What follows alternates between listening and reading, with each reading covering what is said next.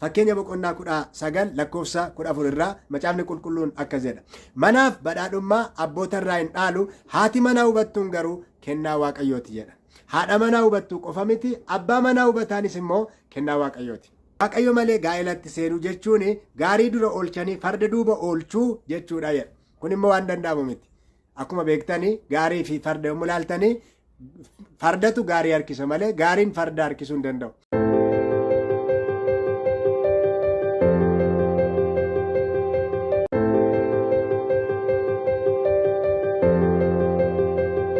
Nagaa waaqayyoo bakka jirtan hundumaatti hunduma keessaniif haa ta'u. Jaallatamtoota daawwattoota sagantaa Jesus Method Ministry attam jirtu? Ani luba Eeliyaas Addunyaan jedhama. Qopheessee kana isiniif dhiyeessu jechaadha. Kanaatiif warri yeroo jalqabaa isiniif ta'e baga nagaan dhuftanii subscribe gochuudhaan akka isin maatii taatan barbaanna. Gorsa gaa'elaa fi leenjii gaggabaabaa gaa'ela wajjin wal qabatu bilisaan argachuu yoo barbaadani YouTube chaanalii keenya subscribe gochuudhaan maatii ta'a. Akkuma kana milikkita bilbilaa sana tuquudhaan all kan jedhurra kaawwadha. Yeroo itti gadhiifnu viidiyoon dursee gara keessan akka dhufuuf jechaadha. Akkuma kana sagantaan kun hiriyoota keessan namoota kaanis akka qaqqabuudhaaf laayik akkuma kana sheer gochuudhaan tajaajila kana keessatti qooda fudhadhaa. Miidiyaa keenya tumsaa isiniin jechuun barbaada. Waaqayyo ayyaana isaa hunduma keessaniif haa baay'isu. Guyyaa har'aas barumsa baay'ee barbaachisaa ta'e isiniif qabadhee dhiyaadheera. Nan amana kanarraa waan baay'ee akka isin barattan jireenya keessan keessatti kun jijjiirama guddaa akka inni fidu abdii guddaan qaba. Sagantaa duraa duubaan wal wajjiniin ilaallu kutaa adda addaa kan qabu isiniif qabadhee akkan dhiyaadhu waadaa isiniif galeen ture. Egaa kutaa isa jalqabaa har'a isiniif qabadhee dhiyaadheera jechaadha. Duraa duuba gaa'elaa kutaa tokkoffaa kan jedhu wal wajjiniin ilaalla guyyaa har'aa. Duraa duuba gaa'elaa kutaa tokkoffaa. Gaa'elli duraa duuba qaba.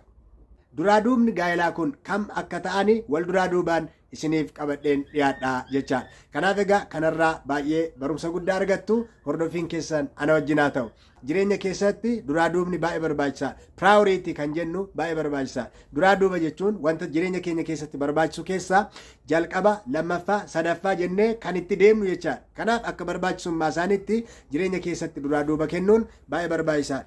Kanaaf namni gara gaa'elaatti seenuu barbaadu tokko duraa duubni inni hordofuu qabu jira.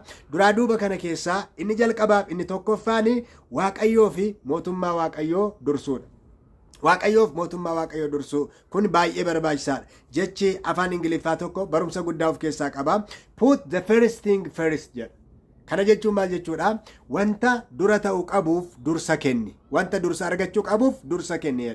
Kun baay'ee barbaachisaadha. Jireenya keessatti namoonni baay'een wanta jireenya isaanii keessatti dursa kennuun hin barbaachifneef dursa kennanii wanta dursa kennamuufi qabu immoo dagatanii yeroo isaan kufaatii adda addaa keessatti argaman argina jechaadha. Kuni gaa'ela keessattis immoo ni jiraata. Kanaatiif inni jalqabaa gaa'ela milkaa'e dhaabbachuudhaaf jireenya gaa'elaa milkaa'e qabaachuudhaaf namni tokko dargaggeessi tokko dargaggeettiin tokko maal gochuutu irra jiraata. Maatiis yoo ta'e warri gaa'ela keessa jiranis maal gochuutu isaan irraa eegama. Waaqayyoon akkuma kana mootummaa waaqayyoof dursa kennuutu isaan irraa eegama jechaadha. Kana yoo kan godhan ta'e jireenya isaanii keessatti gaa'ela isaanii keessatti milkaa'ina guddaa argachuu danda'u. Qajeelfama gorsa Yesuus kenne keessaa tokko isa kanadha. Maatewos boqonnaa 6 lakkoofsa 33 irraa sagalee waaqayyoo akkas jedha. Duraan dursitanii yaada keessan mootummaa waaqayyoo fi qajeelummaa isaa barbaaduttidha. Kana malees kan barbaachisu hundinuu immoo isiniif kennama jedha. Galanni waaqayyoof haa ta'u. Kuni yaada namaa miti. Yaada waaqayyooti. Gorsa namaa miti. Gorsa waaqayyooti. Qajeelfama namaa miti. Qajeelfama waaqayyooti. Milkaa'ina hundumaafuu kan barbaachisu dursa kennamuufi kan qabu eenyudha? Waaqayyoodha. Waaqayyoo durfamuu qaba. Mootummaa waaqayyoo durfamuu qaba. Maaliifi waaqayyoo madda waan hundumaati. Ka'umsa waan hundumaati waan ta'eef gaa'elli kan inni dhufe waaqayyoo irraati. Kennaa waaqayyooti waan ta'eef dursa kennuun baay'ee barbaachisaadha. Eenyuuf? Waaqayyoof. Barreeffamni tokko akkas jedha. Namni baay'een kennaa isaa barbaada. Bu'aa waaqayyo irraa argatu barbaada malee waaqayyoon hin barbaadu yeroo baay'ee. Yeroo ilaaltanii fayyaa namni hin barbaanne hin jiru. Hundi keenyu fayyaa barbaanna. Akkuma kana nagaa namni hin barbaanne hin jiru. Hundi keenyu nagaa barbaanna. Jireenya kan hin barbaanne hin jiru. Hundumti keenyu jireenya ni barbaanna. Qabeenya kan hin barbaanne hin jiru. Hundi keenyu qabeenya ni barbaanna. Haa ta'u malee kana hundumaaf nageenyaaf qabeenyaaf kana hundumaaf akkuma kana jireenyaaf madda kan ta'e ka'umsa kan ta'e eenyudha? Waaqayyoodha. Kanaaf namni waaqayyoon barbaadu karaa kan biraa nagaa sin argata, gammachuu sin argata, jireenya sin argata, gaa'ela immoo hin argata. Gaa'ela milkaa'aa ta'e immoo hin argata jechaadha. Hin eebbifama gaa'elli isaa. Yoo waaqayyoof akkuma kana mootummaa isaaf dursaa kan kennu ta'e jechaadha. Yoo akkas hin taane gaa'elallee yoo qabaate wanta kan biraallee karaa biraa yoo kan argatu ta'e sun akka inni gatii hin qabne sagalee waaqayyoon dubbata. Maal jedha? Maarqos boqonnaa 8 lakkoofsa 36 namni biyya lafaa guutummaatti buufate lubbuusaa garuu yoo dhabe bu'aan isaa maaliree jedha. Yookaan immoo namni gatii lubbuusaa maal kennuu danda'are? Waan hundumaa qaba biyya lafaa kanarra. Qabeenya qaba, jireenya qaba, waan hundumaa qaba haa jennu. Maal isaaf bu'aa qaba yoo lubbuusaa dhabe jedha. Maaliif yoo lubbuun keenya hin jiraanne, yoo jireenyi keenya hin jiraanne, qabeenyi somaa nun fayyadu, gaa'elli somaa nun fayyadu, barumsi somaa nun fayyadu, beekumsi somaa nun fayyadu, waan tokko gatii hin qabu. Gatiin qabu. Wanti nuyi qabnu hundumtuu gatiin qabu. Maaliif? Jireenyatu dursa waan ta'eef. Yesuus kutaama kana keessatti Maatewos boqonnaa 6 kana keessatti maal jedha? Jireenyi nyaatarra, dhagni uffatarra guddaa caala. Maaliif?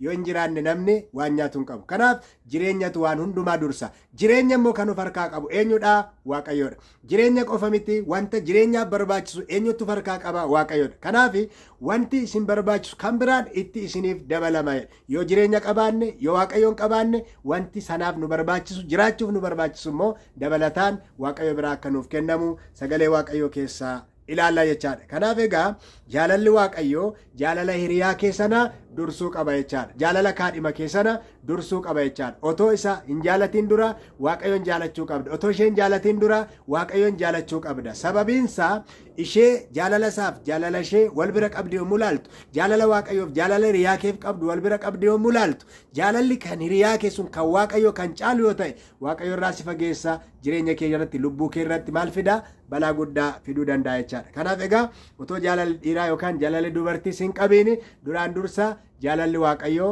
jaalalli sagalee waaqayyoo si qabuu qaba, onnee kee keessa jiraachuu qaba jechaadha. Kanaaf waaqayyo wanta jireenya keenyaaf barbaachisaa ta'e hundumaayyuu of harkaa qaba, hin beekas.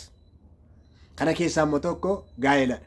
Egaa jalqaba gaa'ela kan kenne duraan dursee kan namaaf yaade waaqayyoodha. Jalqaba qo'annaa keenya keessatti akkuma laalle eenyutu gaa'ela dursee yaade? Waaqayyotu dursee yaade. Addaam dursee gaa'ela yaadne, Hewwaan dursitee gaa'ela yaadne, eenyutu yaade? Waaqayyotu yaade. Namni qobaa ta'uun gaarii miti kan jedhee jalqaba dubbate waaqayyoodha. Kanaaf kan isa fakkaattu, kan isa gargaartu, kan akka isaati isaaf hin uumna jedhee kan dubbate waaqayyoodha. Kanaaf waaqayyo dhala namaa uume, kennaa dhala namaatiif gaarii ta'e kan ammoo isumatu beeka waan ta'eef gaa'ela kenneef jechaadha. Kanaaf har'as gaa'ela eenyutu kennaa? Eenyutu harkaa qaba? Waaqayyotu harkaa qaba. Gaa'elli kennaa waaqayyooti. Kanaaf duraan dursaa madda kennaa sanaa isa ta'e, abbaa kennaa isa ta'eef dursa kennuun, beekamtii kennuun baay'ee barbaachisaadha jechaadha.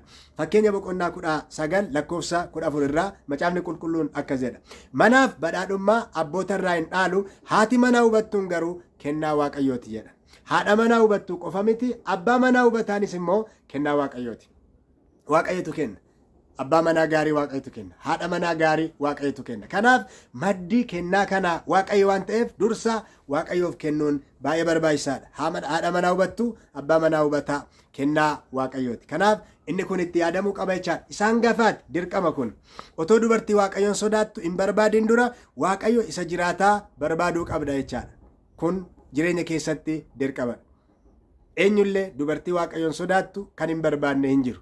Akkuma kana dhiira waaqayyoon sodaatu kan hin barbaanne hin jiru. Sana kanatti argattu harka waaqayyo irraati. Innati barbaaddu sun, dhiirri gaariin sun, dubarri gaariin sun eenyu harka jirti? Waaqayyo harkaa jirti. Dhaqxee kanatti fudhachuu qabdu. Eenyu irraati? Waaqayyo irraati.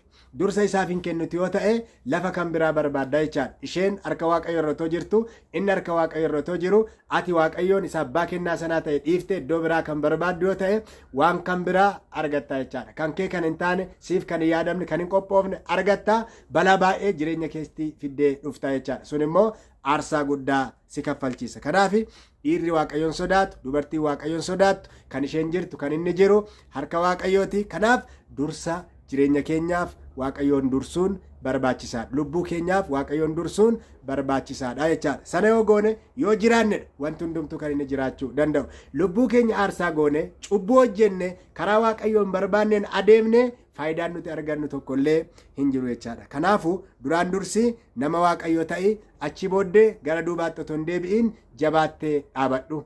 yoo gaa'ela milkii qabu kan dhaabbachuu barbaaddu ta'e nama waaqayyoo ta'e waaqayyoof iddoo olaanaa iddoo dursaa kenni sana booddee wanta ati barbaachistuun dhufa gaa'elli kees achumatti hin dhufaa jechaadha. Kanaaf inni kun baay'ee barbaachisaadha. Barreeffamni tokko akka jedha waaqayyo malee gaa'elatti seenuu jechuun gaarii dura oolchanii farda duuba oolchuu jechuudha jedha. Kun immoo waan danda'amu miti. Akkuma beektanii gaarii fi farda yommuu ilaaltanii fardatu gaarii harkisa malee gaariin farda harkisuu hin danda'u.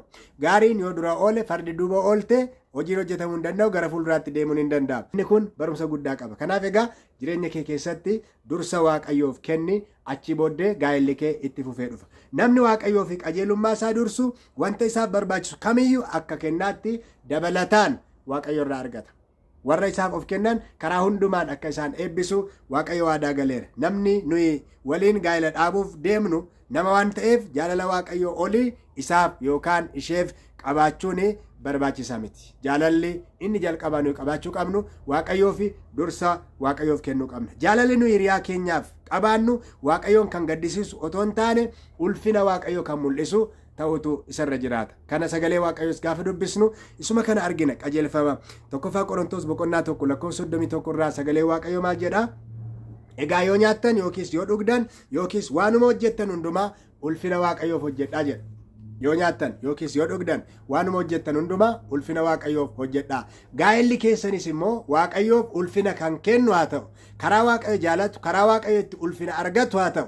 Yoo akkas ta'e gammachuu guutuu qabaata, shakkii tokkollee hin qabaatu. Yoollee qormaanni jiraate waaqayyo sana keessatti sin gargaara. Haa ta'u waaqayyoon ala deemtanii garuu bu'aa bayii keessatti illee yoo kuftani achi keessatti gargaarsa hin argattan jechaadha. Bu'aa kufaatii keessanii, bu'aa dadhabbii keessanii haammachuu dandeessu. Kanaaf wanta ulfina waaqayyoof ta'e dursa yaaduun, dursa gochuun baay'ee barbaachisaadha. Kanarra waan guddaa barattan jedhee yaadagaa gaa'ela milkaa'u qabaachuuf duraa duubni inni jalqabaa maalinni waaqayyoo fi mootummaa waaqayyoo dursuudha. Isatti aanee jireenya keenyaaf kan barbaachisu hundumtuun dhufa, sun immoo gaa'ela dabalataa jechaadha.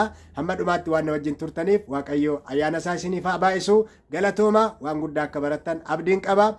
Yaadaaf gaaffii yoo qabaattanii koomentii jalatti naaf barreessuu dandeessu. Yeroo ittaanu ergaa ittaanuun deebinee wal argina. Ayyaanni waaqayyo hunduma keessa wajjin haa ta'u. Galatooma, waaqayyo isin haa eebbisu.